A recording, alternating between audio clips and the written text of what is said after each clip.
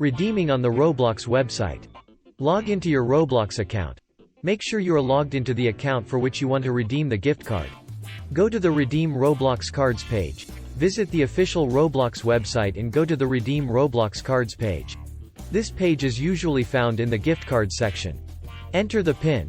Scratch off the covering on your gift card to reveal the PIN code. Enter the PIN code in the space provided on the Redeem Roblox Cards page. Click Redeem. After entering the PIN, click on the Redeem button. If the PIN is valid, the Roblox virtual items associated with the card should be added to your account. Redeeming on the Roblox mobile app. Open the Roblox app. Make sure you have the latest version of the Roblox app installed on your mobile device. Log into your account. Log in with the Roblox account for which you want to redeem the gift card.